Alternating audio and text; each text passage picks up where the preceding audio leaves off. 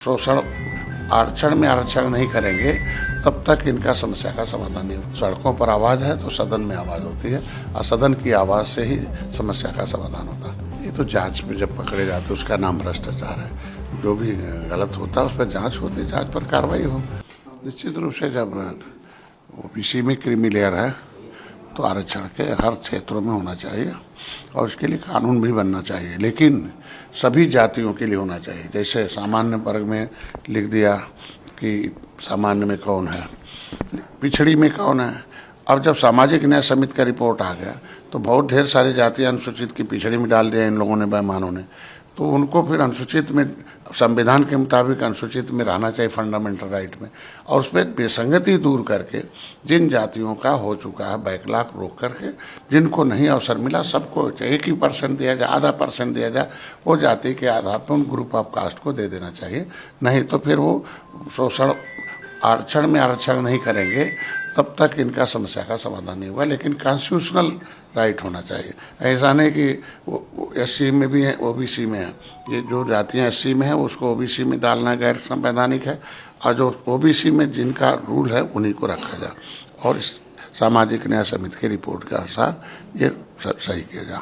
Sir, Mohan Bhagwat ने JNG और आने की जरूरत पर जोर दिया और जंतर मंतर पर छात्र प्रदर्शन पर जानकारी न होने की बात कही। जो भी फैसला लिया उनका स्वागत है और हमको लगता है युवा अब संवाद और संपर्क में रहेंगे और शालीनता से रहेंगे। लोकतांत्रिक ढंग से उनकी आवाज़ सुनी जानी चाहिए। सर, मोहन भागवत ने कहा कि लोकतंत्र में विरोध प्रदर्शन आंदोलन करना हक है, आंदोलन एक आवाज़ है और सड़कें जब सुनी हो जाती है ना तो सदन सुना हो जाता है। सड़कों पर आवाज़ है तो सदन में आवाज़ होती है और सदन की आवाज़ से ही समस्या का समाधान होता है। सर, राहुल जेएनजी और छात्रों से संवाद करेंगे जिसकी अनुमति अब उनको मिल गई। 70 साल से छात्रों के हितों की रक्षा किया नहीं, अब करके क्या करेंगे। कहते हैं ना बहुत देर हो गई आते आते।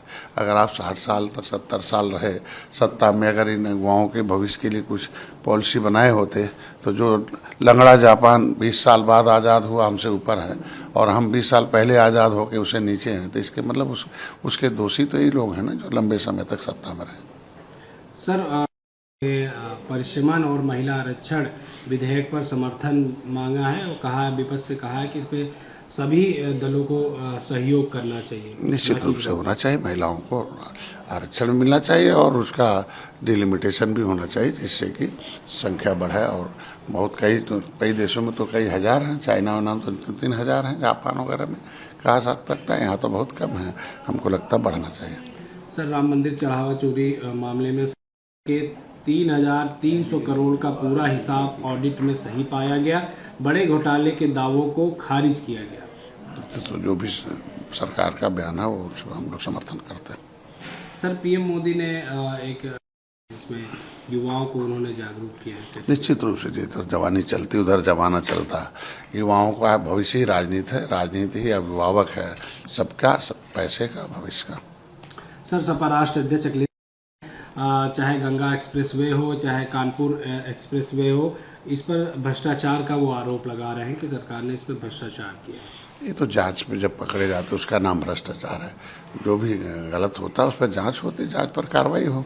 जो गलती है, गलती और भ्रष्टाचार में दोनों में अंतर है।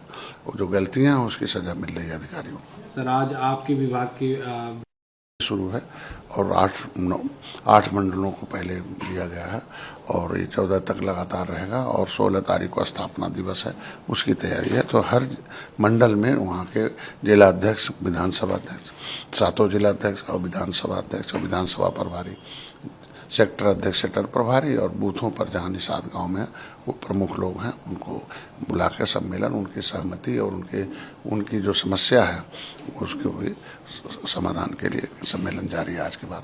सर, एक आखिरी सवाल रहेगा, क्या कुछ तैयारियां हैं एनडीए के साथ आपकी और क्या कुछ? अब ये तैयारी है, हम लोग कितने बूथों पर हम 25, 28, 30, 40 मतलब विधानसभा है, उसमें लगभग 8-10 विधानसभा निषाद बाहुल हर मंडल में, जहां हम बहुत 50, 60, 70 गाँव में रहते हैं, तो उनको संवैधानिक अधिकार दिलाया जाए